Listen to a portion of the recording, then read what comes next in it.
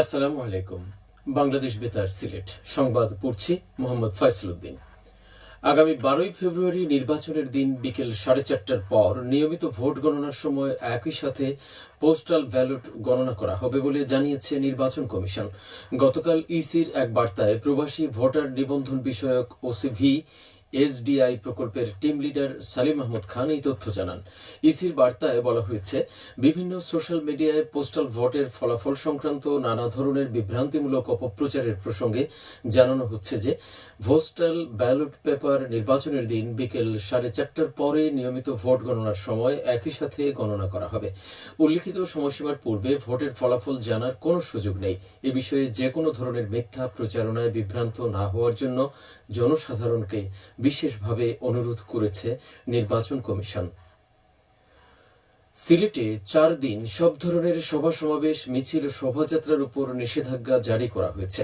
গতকাল সিলেটের জেলা প্রশাসক ও জেলা রিটার্নিং কর্মকর্তার স্বাক্ষর করা এক গণবিজ্ঞপ্তিতে এই সিদ্ধান্ত জানানো হয়। গণবিজ্ঞপ্তিতে জানানো হয়, 10ই ফেব্রুয়ারি সকাল 7:30টা থেকে 14ই ফেব্রুয়ারি বিকেল 4:30টা পর্যন্ত এই নিষেধাজ্ঞা কার্যকর থাকবে।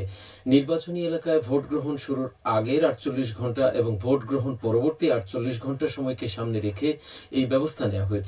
বিজ্ঞপ্তিতে আরো বলা হয়, এই 4 দিনের মধ্যে কোনো ধরনের আক্রমণাত্মক কার্যক্রম, বিশৃঙ্খল আচরণ করা যাবে না। ভোটার বা নির্বাচনী কাজে নিয়োজিত দায়িত্ব পালনরত কোনো ব্যক্তি বা কর্মকর্তাকে হুমকি, ভয়ভীতি প্রদর্শন নিষিদ্ধ করা হয়েছে। একই সঙ্গে অস্ত্র বহন বা শক্তি প্রদর্শনও সম্পূর্ণভাবে নিষিদ্ধ থাকবে। নির্দেশনা অমান্য করলে সংশ্লিষ্টদের বিরুদ্ধে আইনানুগ ব্যবস্থা নেওয়া হবে বলে জানানো হয়েছে। এক্ষেত্রে সর্বোচ্চ 2 বছর থেকে 7 বছর কারাদণ্ড কিংবা অর্থদণ্ড অথবা উভয় দণ্ডের বিধান রাখা হয়েছে। জাতীয় নির্বাচন ও গণভোট উপলক্ষে শিল্পাঞ্চলের শ্রমিকদের জন্য 10ই ফেব্রুয়ারি যে ছুটি ঘোষণা করা হয়েছে তা কার্যকর করা কারখানাগুলো প্রয়োজনে পরবর্তীতে যে কোনো দিন শ্রমিকদের দিয়ে একদিন কাজ করিয়ে সেই ছুটি পুষিয়ে নিতে পারবে। গতকাল উপদেষ্টা পরিষদের সাপ্তাহিক বৈঠকে পোশাক কারখানা মালিকদের সংগঠন বিজেএমই এর আবেদন বিবেচনা করে এই সিদ্ধান্ত নেওয়া হয়েছে। প্রধান উপদেষ্টার প্রেস উইং এক বার্তায় এই তথ্য জানিয়েছে। জ্ঞানেই মুক্তি, আগামীর ভিত্তি, এই প্রতিপাদ্যকে সামনে রেখে সারা দেশের মতো সিলেটেও গতকাল পালিত হয়েছে জাতীয় গ্রন্থাগার দিবস। পাঠক সৃষ্টি, বই পড়ার অভ্যাস বৃদ্ধি এবং গ্রন্থাগারের গুরুত্ব সম্পর্কে জনসচেতনতা বাড়াতে প্রতি বছর 5ই ফেব্রুয়ারি এই দিনটি পালন করা হয়। 2017 সালে দিনটিকে সরকারিভাবে জাতীয় গ্রন্থাগার দিবস হিসেবে অনুমোদন দেওয়া হয়। জাতীয় গ্রন্থাগার দিবস উপলক্ষে সিলেট বিভাগীয় সরকারি গণগ্রন্থাগারের আয়োজনে র্যালি, আলোচনা সভা ও পুরস্কার বিতরণ অনুষ্ঠান অনুষ্ঠিত হয়েছে।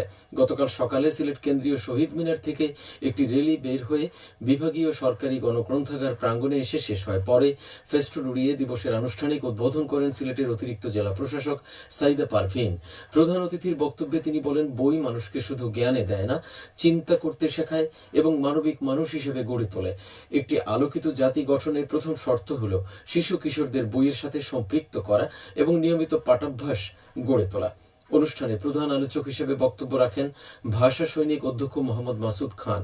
অনুষ্ঠানে চিত্রাঙ্কন প্রতিযোগিতা, উপস্থিত বক্তৃতা, রচনা প্রতিযোগিতা, বই পাঠ প্রতিযোগিতায় বিজয়ীদের মধ্যে অতিথিবৃন্দ পুরস্কার বিতরণ করেন। পবিত্র রমজান মাসে সরকারি, আধা সরকারি, স্বায়ত্তশাসিত ও আধা স্বায়ত্তশাসিত সব দপ্তরের অফিস সময় নির্ধারণ করেছে সরকার। রমজান মাসে অফিস চলবে সকাল 9টা থেকে বিকেল 3:30টা পর্যন্ত। নির্ধারিত অফিস সময়ের মধ্যে জোহরের নামাজের জন্য দুপুর 1টা থেকে 1:15 পর্যন্ত বিরতি থাকবে।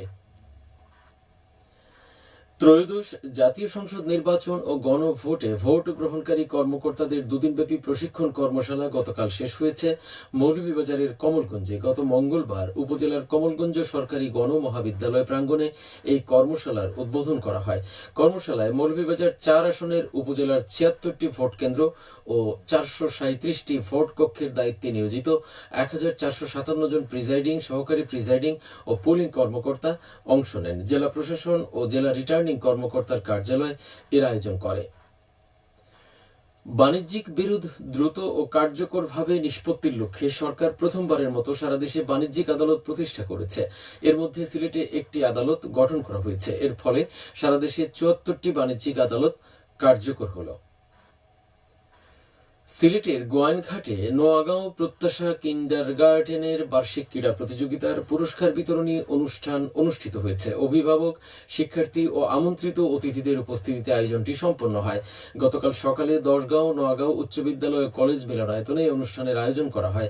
অনুষ্ঠানে প্রধান অতিথি হিসেবে বক্তব্য দেন গোয়াইনঘাট উপজেলা পরিষদের সাবেক চেয়ারম্যান ও বিদ্যালয়ের প্রতিষ্ঠাতা আব্দুল হাকিম চৌধুরী। বিশেষ অতিথি হিসেবে উপস্থিত ছিলেন গোয়াইনঘাট উপজেলা পরিষদের সাবেক মহিলা ভাইস চেয়ারম্যান খোদেজা রহিম কলি। সবশেষে আবহাওয়া।